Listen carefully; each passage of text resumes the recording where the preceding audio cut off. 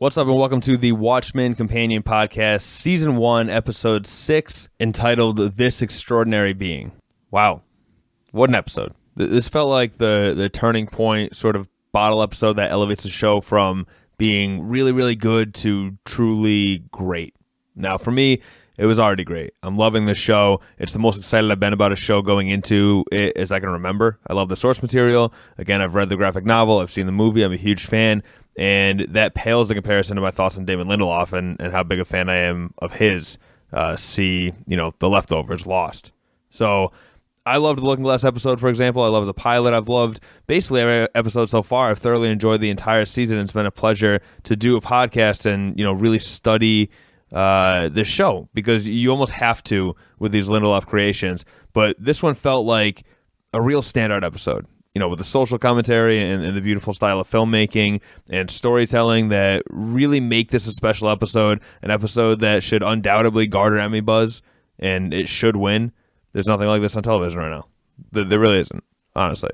Before we get to the plot, let's just talk about the way this thing was filmed, the use of color, highlighting certain things while everything else is black and white, or the long shots where the camera doesn't cut away for most of the memory sequence.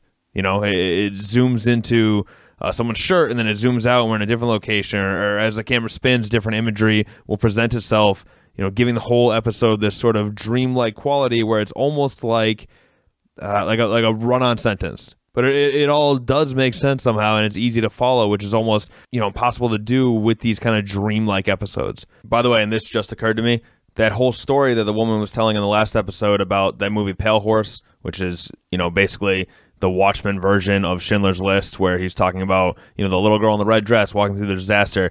They presented that idea, an idea that obviously was used in the movie Schindler's List, and then they basically delivered that idea to us in this episode, right? With the use of color and all that, and how it makes certain imagery, which we'll get into, really, really stand out. But yeah, man, they painted such a vivid picture of what the experience of downing a bottle of someone's memory would be like. They've ordered it in some vague way, as memories kind of are in our own brains, creating a sort of linear telling of William Reeves's life. But then other memories, particularly the traumatic ones, they kind of keep bleeding into the more recent memories, which, again, is how it works in our own brain, right? The past sort of influencing the present. But let's get to the actual plot. Let's dive into this episode, break it down the bbest we can. It is sort of a off-the-wall episode. It reminds me a lot of the hotel episode from Leftovers, if you've seen that. I think that's vague enough where I'm not giving anything away, but let's do it. So last episode left us with Wade ratting out Angela, or rather getting Angela to rat out herself, because his desk was bugged, but he was in on it. He knew what he was doing. And she suddenly, in basically a rash decision, pours all of William Reeves' memory pills into her mouth at the same time as she's being arrested. Safe to say, we're in for a wild episode this week. We saw that. We saw that last week. Right away, we knew that this is going to be, a weird one, a Lindelofian episode. And that, seemed to prove to be accurate. And by the way, we still don't know what happened to Wade. This truly was a bottle episode, so we last left Wade as, armed members of the 7th Cavalry were heading towards his front door. We still don't know what happened next. I'm sure we'll find out next week or, shortly, but yeah, no one knows. So that was actually kind of an interesting 2-episode cliffhanger that I didn't think was going to take 2 episodes to solve. Anyway, before we officially take the plunge down the rabbit hole, we're treated to another scene from American Hero Story Minutemen.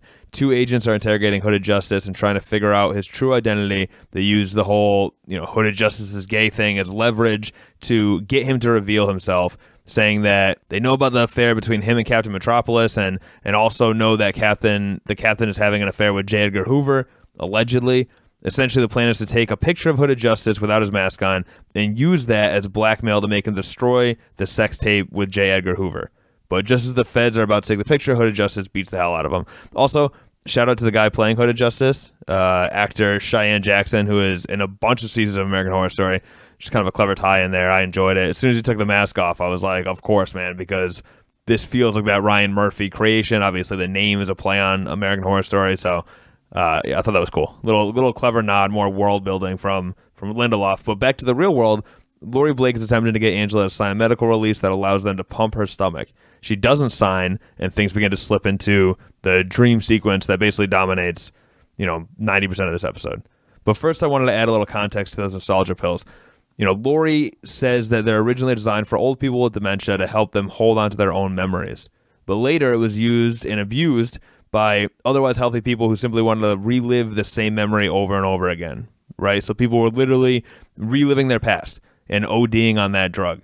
I kind of liken it to Leonardo DiCaprio in Inception. He created this prison of his memories, and he couldn't stop, living in them over and over again. And it was kind of driving him towards madness. So that's why nostalgia was made illegal. Also, and this should come as no surprise, nostalgia was made by Lady True's company, which leads Lori to establish a connection between Old Man Will and Lady True, a connection that we already know exists because we saw them sort of, vaguely talking about their big plan that was supposed to take place in 3 days. Again, I have no idea how many days have gone by since that scene. It's confusing with these bottle episodes, but, that's where we're at with all that. Right away, the music sucks us into the surreal, right? The drum roll and the snare, the piano player literally playing at ascending scale as Lori's sort of faded voice echoes the question, is it starting? Like, oh shit, we're about to dive headfirst into this thing. You can almost feel what Angela is feeling in that moment. Great storytelling, great cinematography, everything. Suddenly we're not in a Tulsa jail cell anymore. Suddenly we're in 1938 New York City at the swearing-in ceremony of the police cadets. As the camera spins around the room, we now see Will as a young man sitting in the seat where Angela had been sitting, and that sort of transformation is completed. We're now seeing through Will's eyes. Everyone in the room is white with the exception of 3 people, right? We have Will and one other black officer who puts the badge on Will. I believe his last name was Battle.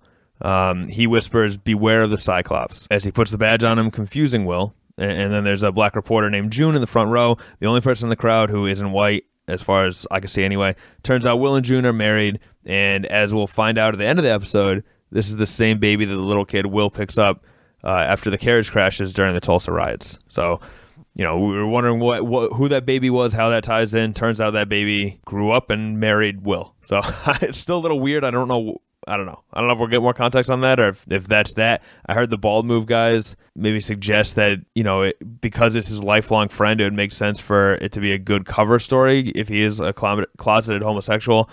I don't know. Cut to Will and June sharing a celebratory drink. She accuses him of being an angry man, and he says he's not. But clearly he's either lying or he's in denial because we're simultaneously getting flashbacks to all those horrible memories from the Tulsa riots from when he was a kid. By the way, the music in this memory sequence mirrors that of the silent film from the beginning of episode 1. It's a way of sort of transitioning from one part of the story to the next, creating this sort of, Adventures of Hooded Justice vibe, right? Which makes sense because that movie had such a huge influence on at least the early part of Will Reeves' life. So it's kind of a cool tie-in, too. As you're navigating through his memories, you're also experiencing it in a silent film type atmosphere. Next, we see Will doing his foot patrol of the New York City streets. He says a quick hello to the owner of a newspaper stand, and we see a headline about the Nazis marching west before rounding the corner and seeing a man throw a Molotov cocktail through the window of a Jewish deli. Will makes his presence known, but the guy seems not to be bothered by it at all. The fact that a cop's watching him literally burn a business down arrogantly. This guy, a man named Fred, allows himself to be arrested with basically zero fear of repercussions. He does a sort of A-OK sign with his hands, a white power symbol that I only just recently learned about this baseball season. There's actually an incident at a Cubs game. You can Google it if you're interested. It looks like it's a little bit different, but I assume that's kind of where they got the basis for this hand motion. Anyway, the guy behind the desk seems to know that this symbol means back off, which is an interesting element to throw in there because the guy behind the desk is not directly involved in this white power organization, but he's aware of it and he's not doing anything to stop it. He's going along with it, which is most of us, if we're being honest, right? You may not be the racist, but if you're in a position to stand up to racism and you're not doing it, in a way, you're complicit as well. Moving on, it's the next day, and Will runs into the newspaper stand guy again. He's reading the Superman comics, which is a nice homage to the Watchmen novel where the guy at the newspaper stand is reading those pirate comics, right? Just a guy reading comics at the newspaper stand was a nice little homage to the book. He describes the origin story of baby Superman being put in a rocket and sent to Earth as his planet is destroyed. As many people pointed out to the pilot episode, this is the exact origin story of Will, a.k.a. Hooded Justice, when he was, placed in that carriage as Tulsa was destroyed. I think a lot of people spotted that right away, but, this is actually the creators of the show giving you a sort of tip of the cap or whatever, or explaining to the people who maybe didn't get it initially that, oh, there's a parallel here with him and Superman. We're knocked out of yet another flashback to the Tulsa riots as that dickhead Fred bumps into Will, essentially rubbing in that he was let go despite, causing that fire. An angry Will storms into the police station to confront the desk clerk, but he's told to let it go. Will is then seen walking the streets in anger the next night, and the corrupt officers kind of cruise up in their car and ask, do you want to grab a beer? Do you want to come with us? Will refuses because it's super sketchy. He's later kidnapped by the officers. A hood is thrown over his head, a noose is thrown around his neck, and they start to hang him from a tree. Now, they cut him down, and the whole thing is meant to be a threat, to stay out of white folks' business. Now, during the initial moment where they're trying to get Will in the car, he refuses, and the cops drive away, and it's here where we see what was, in my opinion, the most powerful image of the episode. Everything else is black and white, but we see two black men in full color being dragged from the rear bumper of this car, which is a sort of tie-in. We saw it in the original Tulsa riots that was happening behind a horse and buggy, but now we're seeing it behind this cop car, and the blood is red as well. It's all just really a strong metaphor. I mean, on one hand, it shows literally the memories just being mashed together, likely side effect from taking a bunch of pills at once. But on the other hand, it's symbolic of the cycle of racism and how the ripple effects from something like the Tulsa riots were still being felt in 1938 and are still being felt today. Past clashing with the present. It's more than just a stimulating visual for the sake of this episode. It's indicative of how things really are, the concept of history repeating itself. Well, Will walks home from this whole ordeal of almost being lynched, and he's still got the hood, and he's still got the noose around his neck, and he stumbles upon a robbery, decides to intervene with the hood on, with the noose still there, and thus hooded justice is born. Let's revisit Trust in the Law, by the way, that silent film from the beginning of the season. Just as the townsfolk were demanding that their dirty sheriff be hanged, Boss Reeves says there will be no mob justice today. Trust in the law. At the end of this episode, we come to receive confirmation that old man Will is in fact responsible for hanging the police chief, which is the opposite of what his childhood hero, Boss Reeves, would do. Right? This is confirmation that, through his experiences as an NYC police officer, Will Reeves no longer trusts in the law, and therefore there now needs to be mob justice. And that whole thing starts with June's advice about how you can't get justice with a badge. You need to, get it with the hood instead. Meanwhile, she's painting around his eyes to make it look like he's a white person, a nice little parallel to Angela painting the strip of black over her own eyes when she's dressed in her, Sister Night uniform. There's a lot of mirroring images here. But now that he is hooded justice, his first mission as a superhero, break into Fred's store and beat up a bunch of guys wearing KKK robes. While there, he discovers a Cyclops secret meeting. There's a bunch of cities mapped out and a book of mesmerism for the masses, which is essentially a hypnosis book. As he's reading this, he gets knocked into the main part of the store. Fred points a shotgun at him. He dives through the window, and he's suddenly suspended in time. Or, rather, Angela suspended in time as this occurs, because what's actually happening in the real world is Lori Blake and somebody off camera who she's talking to had just given her a shot of adrenaline to essentially deliver this message. They say that she's in a coma because she took a lethal dose of nostalgia, and that she may be confused who she is or when or where she is, but she's informed that she's still in the precinct at this point. Her husband Cal then reads a little briefing on her life to try to pull her out of this memory loop she's in. He says, her name is Angela Abar, that she was born in Vietnam, that her and Cal had met there, a bunch of other details. Again, I loved the film work here, because as she's trying to pull out of this coma, you see the colors start to bleed into the black and white, and the voice is becoming clearer, less echoey, but then everything starts to fade out again, and suddenly she's thrust into another memory. Well, cut to Captain Metropolis interrupting Will and June's dinner to pitch that hooded justice should join the Minutemen. The other side of the coin is that William Reeves is in fact gay, and the possibility of being in a relationship with another man with his secret identities and all that helps seduce him to join the team as well. Now, in the book, Night Owl, not the Night Owl that dates Lori Blake, but the original Night Owl, he had written an entry talking about hooded justice and, the possibility that he might be gay. I don't have the book in front of me. I lent it to a friend. Stupidly, haven't got it back yet. I'd love to actually read that entry again, but there is something in there. So even the relationship with Captain Metropolis, even if that doesn't come up again, that is sort of a nod, sort of an Easter egg to the original plot of the novel, for those who seem confused by that. Well, as it turns out, the Minutemen are essentially as dismissive as the police force.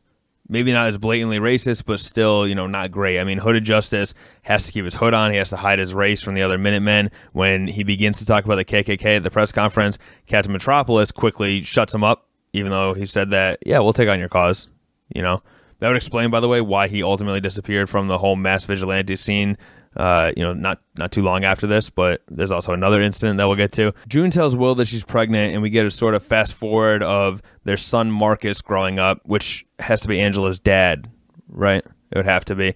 It makes sense, too. He grows up, he goes to Vietnam, they stay in Vietnam, and that's where Angela is born. Well, the climax of this memory sequence occurs when Will arrives at the movie theater where a riot's just occurred. There's the obvious tie-in with the movie theater from the Tulsa riots in the first episode when Will was a kid, and this is where the vast and insidious conspiracy is uncovered. The KKK played a hypnotic strobe light and caused the people in the theater to riot, implying that while the Tulsa riots of the 20s were a direct attack on a black community, the white supremacists have now evolved to subtler, more passive-aggressive methods in order to destroy the black community. But nobody will listen. Will tries to call the Minutemen, but they dismiss it again. This seems to be his breaking point. And when he sees that douchebag Fred standing outside the phone booth, he loses it. He shoots Fred in the head, breaks into Fred's warehouse, and kills all the KKK members, discovers that they are, in fact, adding subliminal messages into these movies, and that the racist cops from the beginning are all in on it. And he does all this while wearing a cop uniform with the mask on, a total break from his,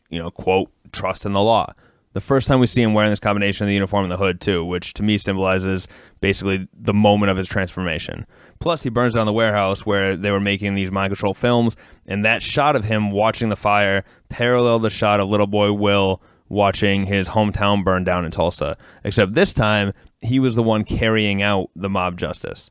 And there's a particularly pointed statement by June immediately following this about how she thought serving this justice would help Will get rid of his anger and get rid of his hate, but it didn't.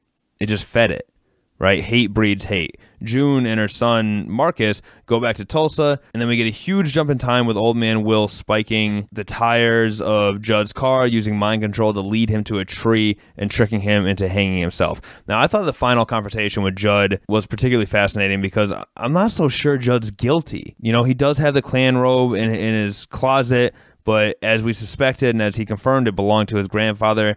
And, he said he's trying to help the black community, which, given his relationship with Angela, I kind of believe him on that front. Will's evidence just seems a bit flimsy so far. When Judd says, "You don't know me, old man," I mean, he may be right about that. All that anger that has been feeding Will, especially after he's isolated himself from his wife and his children, if that's been festering for all these years, it seems to me that it's perfectly possible that it's blinding his judgment. Right? He may have murdered Judd in cold blood. Just another sort of side of things to think about here, because I'm still not convinced that Judd is this bad guy that he's almost being made out to be. I think there's still a lot of mystery there. The episode ends with Judd giving one final look to Angela, who is now sitting in the wheelchair. Then he hangs himself. Suddenly, Angela is pulled into consciousness by an older version of June, her grandmother, and she's in a hospital bed hooked up to IVs, and Lady True is in a chair in the corner. She nonchalantly says, "Oh, welcome back," and the episode ends. Okay? So, yeah.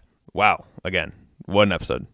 I cannot wait to see where they go. There's 3 episodes left. Now, I crammed a lot of stuff into this episode, so I'm not going to, drag this thing out too much longer. I'll just leave you with one final thought. Can we really trust everything that we just saw? We're warned repeatedly about whether Will's memory is faulted. And I mean, shit, technically all our memories are skewed by emotions and our perception and a bunch of other stuff. So are these nostalgia pills really a 100% truthful retelling of these events? Or because we're experiencing them through Will's eyes, are they exaggerated and skewed? Something to think about. Anyway, please rate, review, subscribe to this podcast. If you like it, share it. Please just tell people to watch Watchmen. It's so goddamn good. We're 6 episodes in, only 3 episodes left. This could be a 1-season type deal. Lindelof, even if Watchmen continues, Lindelof will probably split off from it. We don't really know. There's not a lot of answers on that front yet, but appreciate it while it's on, because I think we're seeing something special here. I really do. But in the meantime, go to thedisorderly.com for the best in sports entertainment. You can find me on Twitter at Nick Rizner, NickRizner. I'd love to hear your thoughts on Watchmen, on this podcast, on television in general. Whatever you got, DMs are open. And of course, as always, you can find me on MMA Mad. Got a good episode with James Lynch coming out this week. Had a good one with Francis Ellis of Barstool last week. So fight fans, just fans of interviews in general with interesting people, highly encourage you to check out MMA Mad. And that's it. That's all I've got for you. Peace, guys.